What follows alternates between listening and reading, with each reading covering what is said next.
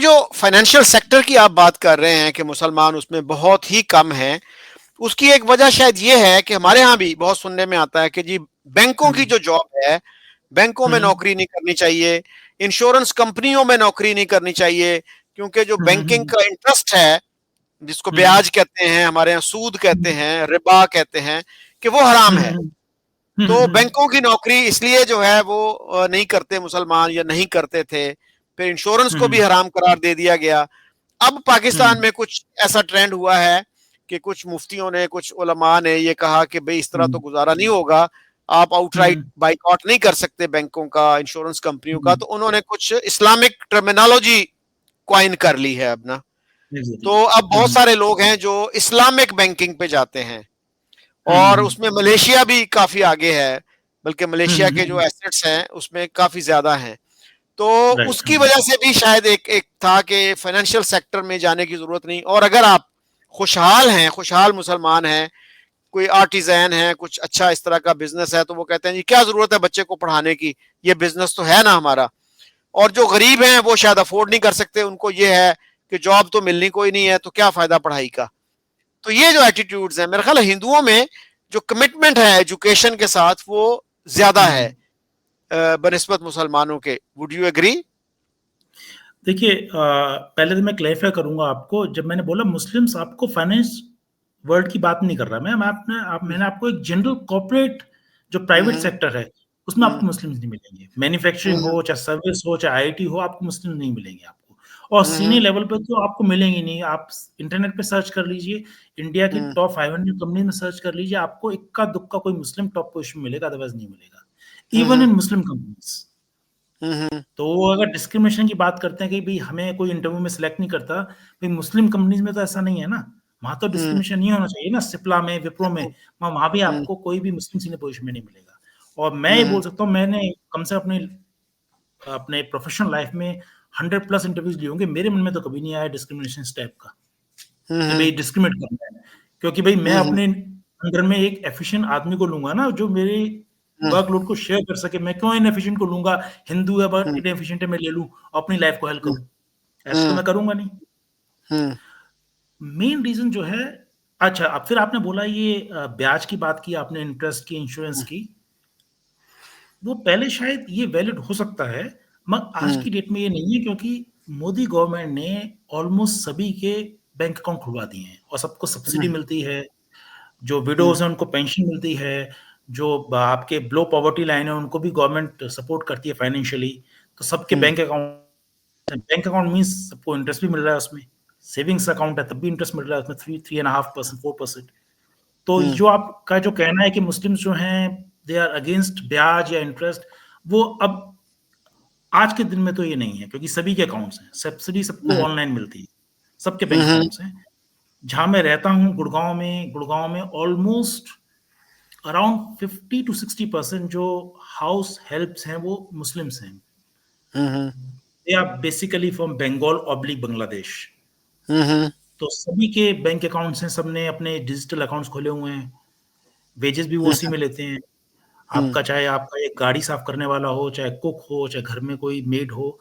हुँ, अब मैंने बोला 60% के आस-पास मुस्लिम्स हैं, तो वो तो मेरे को नहीं लगता। बेसिकली रीज़न क्या है, उनमें ना एजुकेशन नहीं है और एजुकेशन ना होने का बहुत बड़ा रीज़न है उनके जो लीडर्स हैं, उनके हुँ, रिलीजियस लीडर्स, उनके पॉलिटिकल लीडर्स, उन्होंने कभी इस पे काम ही नहीं किया। They have never hmm, worked on this क्योंकि वो हुँ, चाहते हैं वो बैकवर्ड रहें और हमें फॉलो करते रहें ब्लाइंडली। उन्होंने उनका एन ब्लॉक जो एक वोट बैंक है, उसको एडवांटेज लिया है और उनकी अपलिफ्टमेंट की बात ही नहीं की कभी। हुँ, हिंदुइज़्म में जो आप कह रहे हैं ना, हिंदूज़ का एक इंक्लिनेशन है टुवर्ड्स एजुकेशन। हुँ, देखिए, उसके 2 रीज़न हैं। फर्स्ट ऑफ ऑल एक हिंदू जो रिलिजन है ना, वो डिबेट बेस्ड रिलिजन है। वहाँ पे ना आप हिस्टोरिकली भी देखिए ना, हिंदुइज़्म में डिबेट होता है। हुँ, आर्गुमेंट करना, डिबेट करना, तो वो debate is just a form of आपका एक लिटरेसी का फॉर्म, एजुकेशन का फॉर्म ही है। तो हुँ, हिंदुइज़्म में कभी भी ये नहीं रहा कि भई हमें पढ़ाई से दूर रहना है, एजुकेशन से दूर रहना है। हुँ, दूसरा हिंदू में कोई एक सिंगल लीडर नहीं रहा, जो हुँ, मिसगाइड कर सके। आपको अभी भी आज की डेट में कोई हिंदू लीडर नहीं मिलेगा आपको। मुस्लिम्स में हैं 5-6 लीडर्स हैं, वो पूरी मुस्लिम जो पॉपुलेशन है उसको उसको वो मिसगाइड करते हैं। हिंदुइज्म में ऐसा कोई लीडर रहा ही नहीं। कोई लीडर होगा वो 5-6 करोड़ लोग उसको फॉलो करते होंगे, बस उतना ही करेंगे बस। तो उनको मिसगाइड करने वाला को मिलेगा कोई। दूसरा हिस्टोरिकल रीजन मैंने आपको बोला कि ये हमें रिलीजन में डिबेट है, तो we are not adverse to I mean modern education system. और जो बात आती है आपकी एजुकेशन की बात आती है, भाई गवर्नमेंट, भाई चलिए अभी तो बीजेपी गवर्नमेंट है, वैसे तो गवर्नमेंट के रिकॉर्ड्स बोलते हैं जो स्कॉलरशिप है, मेजॉरिटी ऑफ स्कॉलरशिप आज की डेट में भी, although Muslims form 15 to 16% of India's population, मगर मेजॉरिटी ऑफ स्कॉलरशिप गवर्नमेंट की मुस्लिम्स को जा रही है। मगर चलिए हम बीजेपी का जो रूल है उसको इग्नोर करते हैं, हम कांग्रेस रूल की बात करते हैं। उस वक्त तो कोई डिस्क्रिमिनेशन था ही नहीं, तब भी मुस्लिम ने एजुकेशन अवेल नहीं की। भाई education in Indian school, government school is by and large free. आपको गवर्नमेंट एजुकेशन फ्री देती है, ट्यूशन फीस नहीं लगती है, आपको मील फ्री में मिलता है, मिड डे मील जो होता है आपको बुक्स और आपकी जो मतलब पेन पेंसिल ये सब चीजें गवर्नमेंट प्रोवाइड करती है। तो वो भी इशू नहीं है भाई, उनको कुछ, वो एक मेंटेलिटी ऐसी है ओवर एजेस इस कम्युनिटी को इस तरह से ग्रूम किया गया है that it will take huge shock या कोई बहुत ही कोई स्टेट्समैन आए वो उनको जगाए। अच्छा, जो असदुद्दीन अवैसी जैसे लीडर्स हैं वो क्या कुछ नहीं कर रहे हैं इस सिलसिले में? नहीं, वो बिल्कुल नहीं कर रहे हैं। वो तो सिर्फ सी ही is one of the leader who is educated. उन्होंने अपना लंदन से he did his I think his He's a barrister. Barrister, right. But वो कभी भी आप देखिए उनकी कोई भी स्पीच, जैसे पाकिस्तान में हम बोलते हैं कि मतलब पाकिस्तानीज बोलते हैं कि भाई मोदी जो है प्रो हिंदू है, एक हिंदू लीडर है, मगर आप मोदी की स्पीच उठा लीजिए, वो हमेशा he will talk about progress, he will always talk about education, he will talk about business opportunities. वो हमेशा इसकी बात करेंगे प्रोग्रेस की, काफी स्पीचेस में। आप ओबीसी की एक स्पीच उठा के देख लीजिए where he has spoken about Muslim education, Muslim society progress, कभी बात करते हुए मिलेंगे आपको। तो ये उनकी लीडरशिप है। What about Arif Mohammad Khan? जो आपके ये केरला के गवर्नर थे उनकी बात कर रहे हैं आप? जी जी जी। नहीं देखिए ऐसे लोगों ना, एक दो, आप 15-17 करोड़ की पॉपुलेशन में एक दो लोगों के नाम ऐसे ले लीजिए, उससे कोई फर्क नहीं पड़ता। कोई अगर पॉजिटिव माइंडेड है भी, उनका इम्पैक्ट नहीं है, उनका इम्पैक्ट नहीं है, क्योंकि जो ये ऑर्थोडॉक्स थॉट प्रोसेस है ना मुस्लिम्स में, वो इतनी डीप रूटेड है कि आरिफ मोहम्मद खान टाइप के लोग वो उसको नहीं चेंज कर सकते। उसके लिए आपको काफी सारे लीडर्स चाहिए होंगे, हर स्टेट में, हर प्रोविंस में, हर लोकेलिटी में एक जनरल अपराइज होना चाहिए मुस्लिम कम्युनिटी के अंदर, वो नहीं है। आप ये देखिए जितने भी मुस्लिम इंडस्ट्रीज का मैंने आपको नाम लिया, आप उठा के देख लीजिए उन्होंने कितने ऐसे एनजीओ बनाए हैं जो कि इस चीज पे वर्क कर रहे हैं, भाई मुस्लिम सोसाइटी की अपलिफ्टमेंट हो, आपको नहीं मिलेंगे। तो वो तो कम्युनिटी के अंदर से लोगों को उठना पड़ेगा ना, मेजोरिटी में, एक दो से नहीं होगा। मिस्टर आरिफ मोहम्मद खान हो गए या एक दो और हो गए, उससे कुछ नहीं होगा। उनको तो साइड लाइन कर दिया जाएगा, उनको बोला जाएगा ये तो काफिर है, ये बोल के साइड लाइन कर दिया जाएगा। ये लीडर्स आपको थाउजेंड्स में चाहिए, ग्राउंड लेवल पे चाहिए,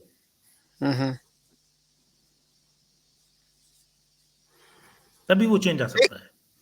दिल्ली में एक हैं शाहिद सिद्दीकी, ही is a journalist and politician. उनका एक आध मैंने देखा था, वो कुछ कैंपेन कर रहे थे कि जी एजुकेशन की तरफ आए मुसलमान, तो वो भी मेरा नहीं ख्याल को बहुत ज्यादा इम्पैक्ट कर सके हैं। देखिए मैं आपको ना उनके बारे में मैंने जानकारी मुझे ज्यादा नहीं है, मगर मैं आपको एक रियल लाइफ एग्जांपल देता हूँ विदाउट कोटिंग द नेम।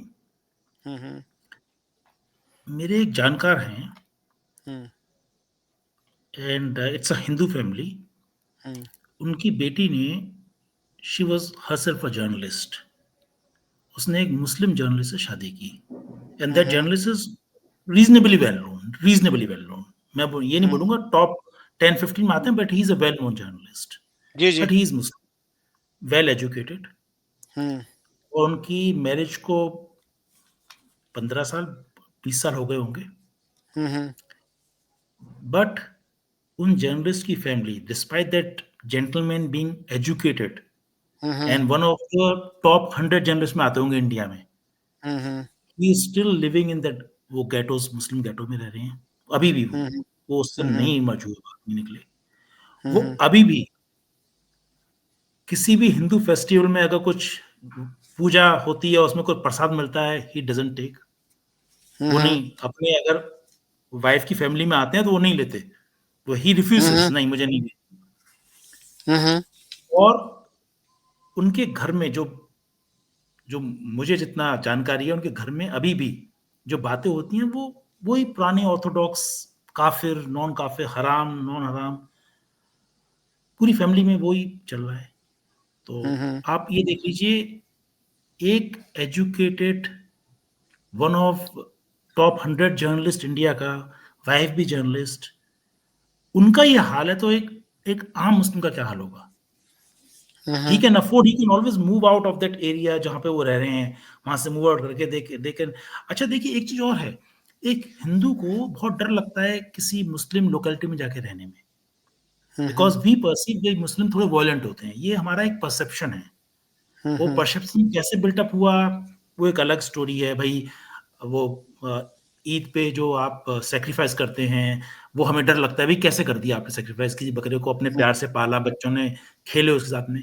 तो हमें एक परसेप्शन है। और हम्म मुस्लिम्स खुद भी बोलते हैं भाई, हिंदुओं के घरों में तो एक चक्कू नहीं मिलता ढंग का जिससे वो सब्जी काट सके, ये क्या हमें हम्म मारेंगे? मगर मुस्लिम्स के अंदर तो ऐसा कोई फियर नहीं है कि वो अगर हिंदू लोकेलिटी में आके रहेंगे, कोई उनको टेररिस्ट करेगा, कोई मारेगा, ऐसा कुछ होगा। हाँ, इंडिया में केस होते हैं, 140 करोड़ की पॉपुलेशन में कुछ एक दो केस होते हैं, पर majority 99.99% Hindus are very docile. Hmm वो उसके बाद भी मूव आउट नहीं कर रहे। आप जितनी मुस्लिम लोकेलिटी में जाएंगे इंडिया में, आप हमेशा देखेंगे वहाँ इंफ्रास्ट्रक्चर का बिल्कुल बहुत ही डिटोरिएट लेवल पे है, बहुत ही उसका डिटोरिएशन हो चुका है इंफ्रास्ट्रक्चर का, because they are old cities.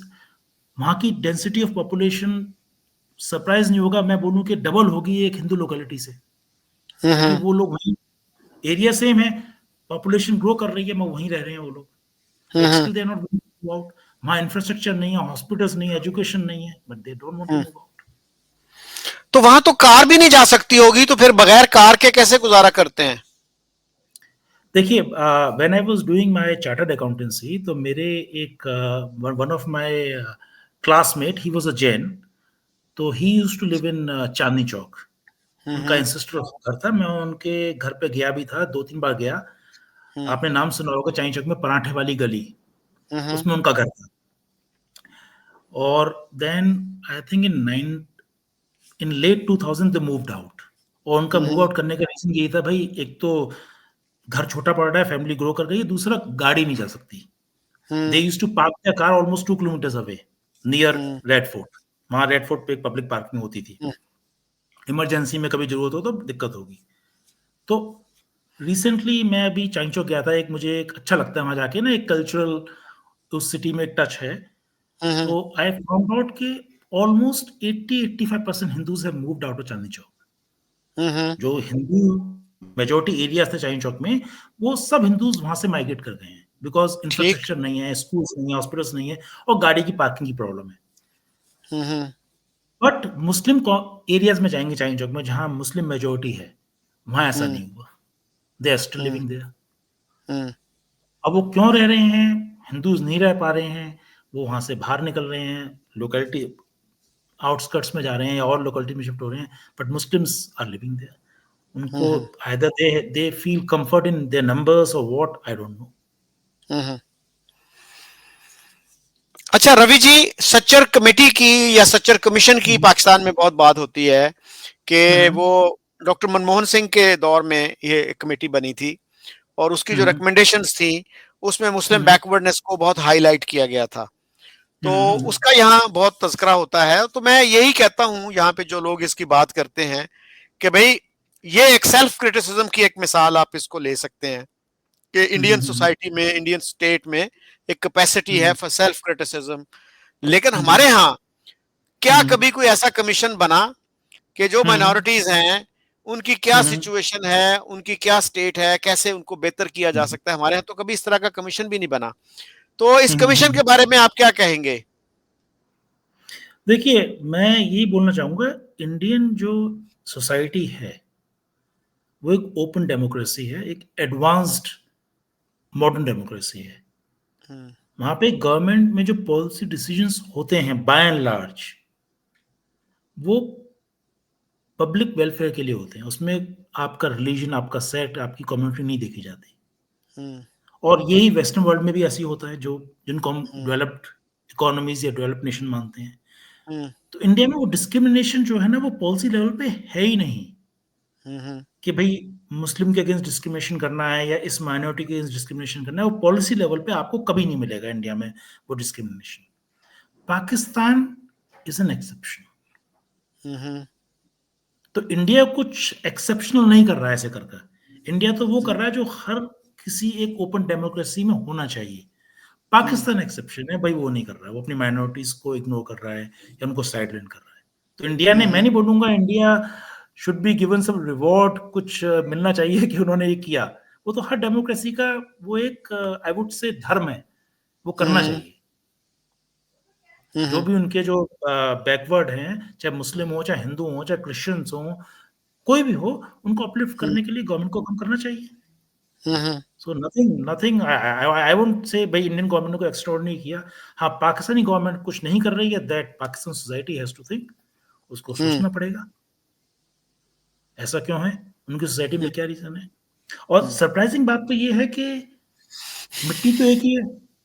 Hmm, India Pakistan की मिट्टी, बांग्लादेश की मिट्टी तो एक ही है ना। हम्म, ये तो एक एक टॉपिक ऑफ रिसर्च है कि ऐसा क्या है वहां के पाकिस्तान के पानी में हम्म, कि वहां के लोगों में ऐसी थॉट प्रोसेस डेवलप हुई। हम्म, कुछ तो है ना। वो तो हम्म, आपकी सोसाइटी को खुद सोचना पड़ेगा। कोई हम्म, और बाहर वाला आके कमेंट करे, वो कमेंट मेरे ख्याल से वो सही भी नहीं होगा करना। और हम्म, दूसरा, I am not the well inform person to comment भाई आपकी सोसाइटी में ऐसा क्यों है। वो आपको हम्म, सोचना पड़ेगा आपकी सोसाइटी में ऐसा किस लिए है।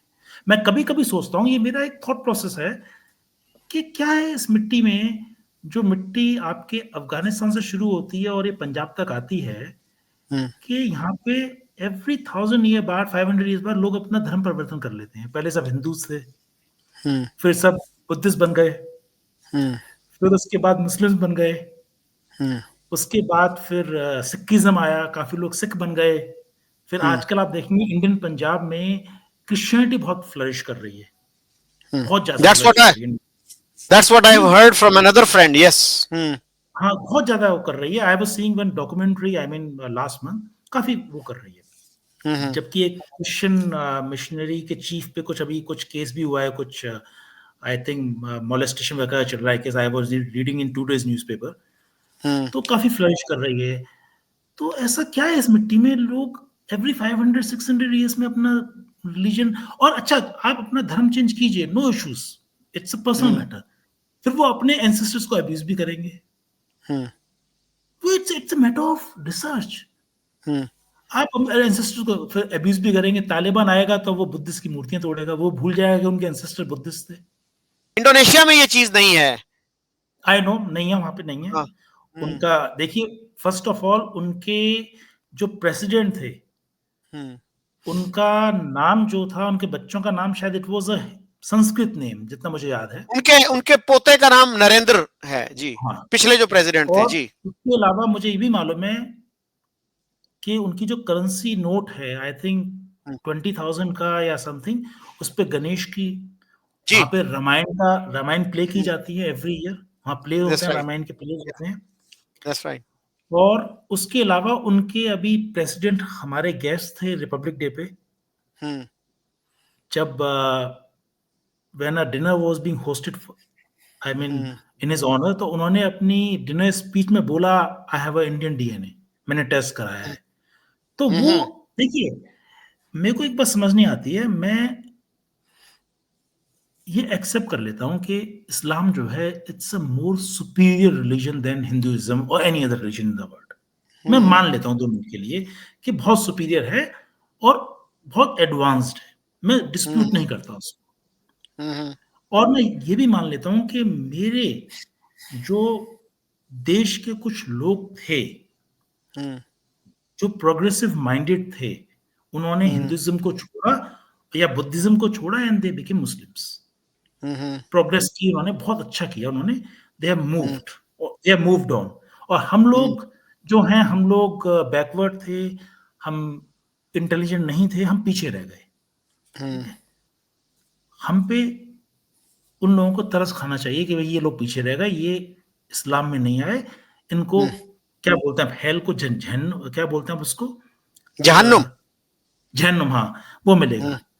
मगर ये थॉट प्रोसेस यहां तक तो ठीक है, मगर अपने एंसेस्टर्स को अब्यूज करना, उसको लुक डाउन अपॉन करना, ये थॉट प्रोसेस मुझे अभी तक समझ नहीं आई है। अच्छा, कुछ लोग ये भी कहते हैं, मैंने सुना है आपके एक दो, कौन है वो, हसन निसार, कि भाई मेरा डीएनए यहाँ का नहीं है, वहां का है, इधर का है, उधर का है। डीएनए टेस्ट कराने की जरूरत ही नहीं है, डीएनए टेस्ट मत कराइए आप। मुझे एक मुस्लिम्स जो है, चाहे इंडियन हो, चाहे पाकिस्तानी हो, चाहे बांग्लादेशी हो, मुझे एक चीज का आंसर दे दीजिए कि अगर आप इस धरती के नहीं हैं, आप बाहर से आए हैं, आप ईरान से आए हैं, आप उज्बेकिस्तान से आए हैं, आप अरब से आए हैं, ठीक है, आप आए हैं, आप अपना रिलीजन अपने साथ लेके आए, रिलीजन साथ ले आए, आप अपनी लैंग्वेज क्यों नहीं साथ लाए? आपकी लैंग्वेज पर्शियन क्यों नहीं है? आपकी लैंग्वेज अरब क्यों नहीं है, अरबिक क्यों नहीं है? आपकी लैंग्वेज उज्बेकिस्तान की लैंग्वेज क्यों नहीं है? आपने यहाँ की लैंग्वेज को चूज क्यों किया? उर्दू इज क्या, उर्दू एक डिस्टॉर्टेड फॉर्म है हिंदी की, ठीक है ना? आपका अटायर, आपका पहनना ओढ़ना उन जैसा क्यों नहीं है? सलवार पहनते हैं, पहले साड़ी पहनते थे पाकिस्तान में, अब सलवार कमीज पहनते हैं, आपका तो बिल्कुल अलग है। अब वो नकाब जो पहनते हैं अरब्स, वो नहीं पहनते। Neither you are dressed as Iranians do. आपके कल्चरल प्रैक्टिसेस वो क्यों नहीं है? आपकी शादी में रिवाज जो है ईरान वाले या टर्किश वाले या फिर अरब वाले क्यों नहीं है? तो ये बड़ी सरप्राइजिंग बात है। आप रिलीजन तो ले आए, वहां से आए, आप ना अटायर, आप अपनी लैंग्वेज, आप ना फूड हैबिट्स, आपने कल्चर प्रैक्टिसेस आपने इंडिया की अडॉप्ट कर ली। ये लोगों को सोचना चाहिए। अगर लोगों के अंदर, इंडियन मुस्लिम में, ये थॉट आ जाएगी या पाकिस्तानी मुस्लिम में आ जाएगी कि ये हमारी धरती है, इंडिया और Indian subcontinent is as much yours as it is mine, क्योंकि आप भी इस धरती के हैं, आपके मेरे पूर्वज एक ही हैं, हम एक ही पूर्वज की औलाद हैं। 10 जनरेशन, 20 जनरेशन, 30 जनरेशन, 50 जनरेशन पहले हम लोगों के पेरेंट्स एक ही होंगे। ठीक है, आपने प्रोग्रेस कर ली, you moved on, you converted to a more superior religion, no doubt. Hinduism inferior है, बैकवर्ड है, मान लिया, मगर आप अपने रूट से क्यों कट रहे हैं? आप रूट से तो मिटिए। डीएनए टेस्ट करने की जरूरत ही नहीं है। आप यही सोच लीजिए, आपके सरनेम में चौधरी लिखा हुआ है, कहीं किसी का चीमा नाम है, किसी का भट्ट है, भट्ट तो कश्मीरी पंडित होते हैं, किसी का गुजर है, किसी का जाट है, ये सारे आपको किसी का मतलब ये सारे तो इंडियन कास्ट हैं आपकी।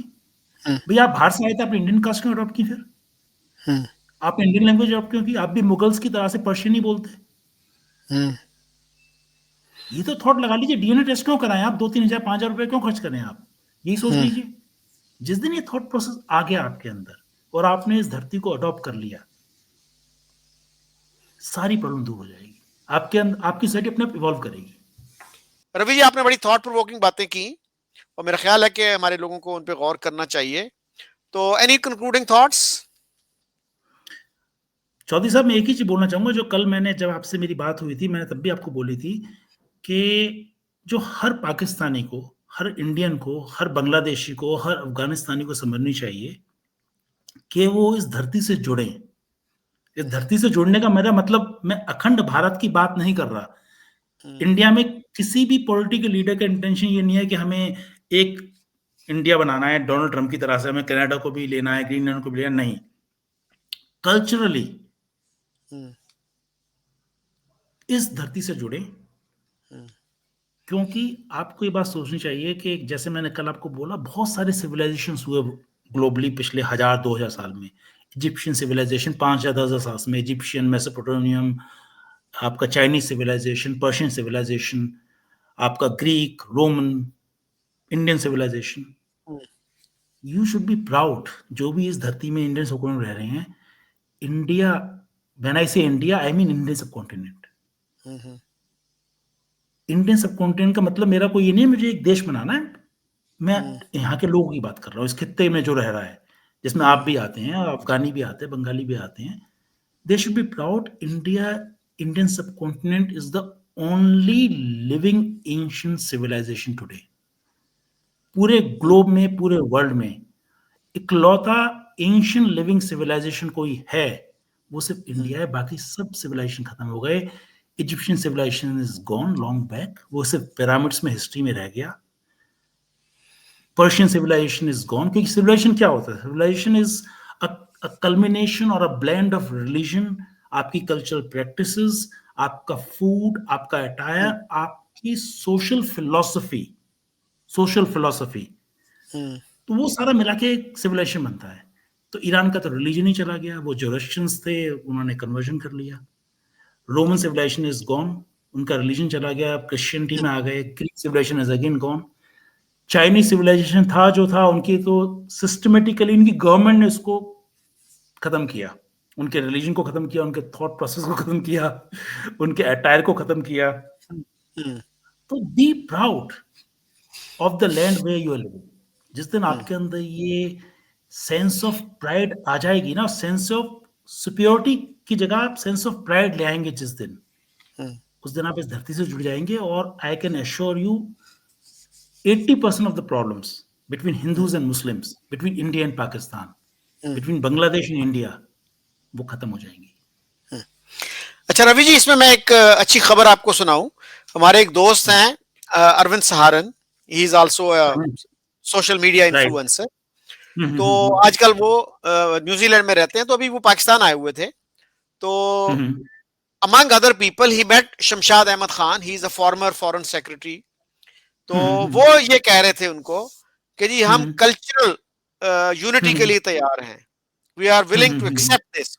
और इसी तरह की बात जो है हमारे former caretaker foreign minister ने भी की थी, जलील अब्बास जिलानी ने, न्यूयॉर्क में। इसने भी कहा था कि हमारी तारीख जो है, हमारी हिस्ट्री जो है, वो 5000 साल पुरानी है। I think that was a welcome statement. जी सर, वो चेंज जो है मैं देख रहा हूँ पाकिस्तान सोसाइटी में आ रहा है जी। अरविंद सरन को आपने वीजा दिया है, वो एक सिग्नल है कि Pakistani society is willing to change. उनके अंदर एक कहीं ना कहीं एक आपको एक रोशनी की किरण दिख रही है कि वो चेंज होना चाहते हैं।